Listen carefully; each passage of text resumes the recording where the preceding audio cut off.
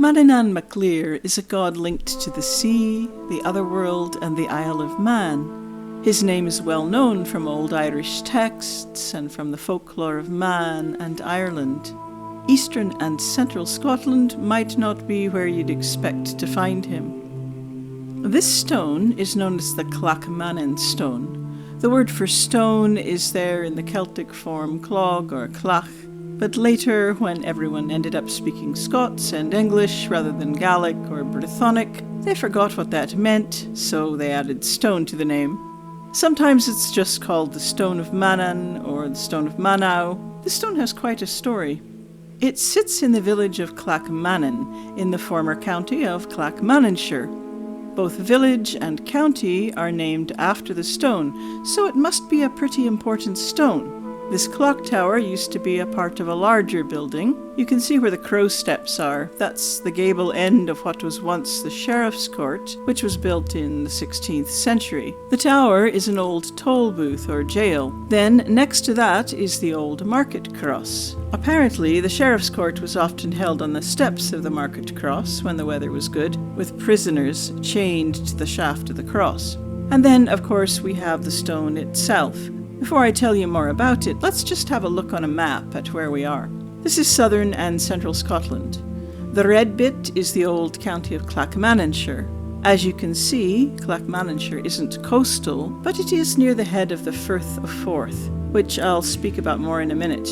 You may have heard of a place called Manaw Gododdin. That can be confusing because Manaw can also refer to the Isle of Man. Other times it refers to Manaw Gododdin, sometimes called Northern Manaw. This shows approximately where Manaw Gododdin was, and you can see that Clackmannanshire is within it. This Manaw sort of embraces the two shores of the Firth of Forth, where it's narrower. The Gododdin were a tribe who controlled quite a big region, probably ruling from Edinburgh. It appears that toward the end of the Roman era, the Romans were actually paying tribute, that is, protection money, to the Gododdin. The general consensus is that Manaw refers to Manannán, even though the linguistic relationship between the Irish Manannán, the Brythonic Manawyddan, and the two places called Manaw is a bit of a tangled mess. That tangled mess includes questions about whether this Manaw has anything to do with the deity, Manannán at all. But I think that nowadays the wide consensus is that it does, and that's certainly what many local people believe. An educated guess might suggest that the Gododdin in this area around the Firth of Forth had some special relationship with Manannán, which perhaps the rest of the Gododdin didn't. The area would have been strategically important for trade and warfare, as well as possibly money to be made ferrying people and goods across, or taxing goods coming up the river.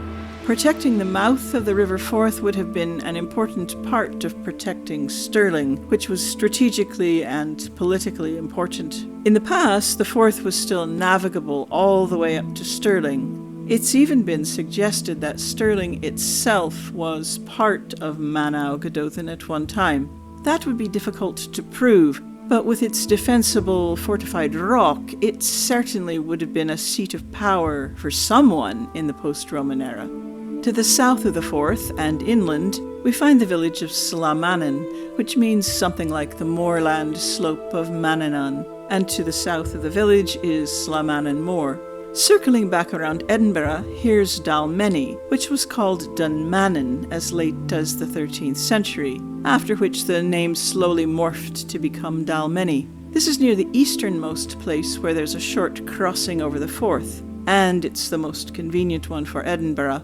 The name Dalmeny, Dunmannon, suggests that this too was part of Manaw Gododdin. So let's return to the stone now and hear the rest of its story. If you'd like to delve a little deeper into the topics in my videos, you might enjoy taking one of my online classes. You can find out more about them at the link which is on your screen now. You can also support my work on Ko-fi or by becoming a patron. You'll also find free content to read on my Patreon page and on my website. All the links are in the description. What we're looking at is actually something created in 1833, around the time that the old Sheriff's Court was demolished and the county seat moved to the nearby town of Alloa. It's this bit on top, which is actually the Stone of Manaw. Here's the town of Clackmannan. At the edge of the town, there's a steep slope called Lookaboutjie Brae. That's Look About You Slope in English. This brae has a view over the river. The stone of Manannán used to be at the top of this brae, not up in the town. There's a tale about Robert the Bruce, or perhaps a more generic knight on a horse, waiting beside the stone while he sent someone back to look for some gloves he'd left behind, and the servant saying, "Oh, just stay here and look about ye." Of course, the Gaelic word for gloves sounds a bit like Manannán, so there's a whole folk etymology there, attempting to explain the local place names at a time when knowledge of the god Manannán had ebbed away. It's possible that Lookaboutjie Brae actually takes its name from a time when it was some kind of a lookout point for guards watching the river. Maybe the stone of Manannán had a protective function. Certainly, Manannán is credited with protecting the other Manaw, the Isle of Man, from invaders. Here you can see part of the interpretive signboard next to the stone, with the artist's idea of how the stone might have looked as some kind of altar to Manannán once upon a time. The pagan past, it seems, is back in vogue. At some point, the stone was moved into Clackmannan Tower, which looks out over the village. This tower was a residence of Robert the Bruce in the early 13th century. 500 years later, when the sheriff's court was demolished, the Bruce family, who were still influential in the area, paid for this huge stone pillar to be dragged up into the town, and the Manaw stone mounted on the top.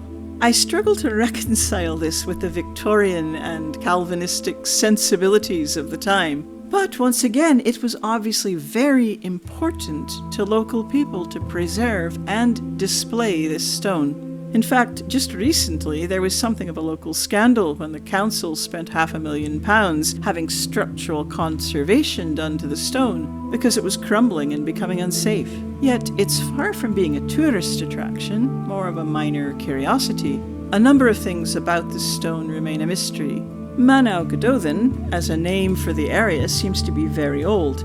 It's a Brythonic name, not a Gaelic one, and the people of this part of Scotland were Brythonic speakers, of course, in the post-Roman era. But Manannán is an Irish or Gaelic name for a deity who's most strongly associated with the Isle of Man. If the local names all morphed from Manaw to Manannán, this suggests that perhaps a continued awareness of the deity Manannán into the Christian Gaelic-speaking period was an influence in the name changes. We don't have any records of a British or Brythonic deity called Manaw.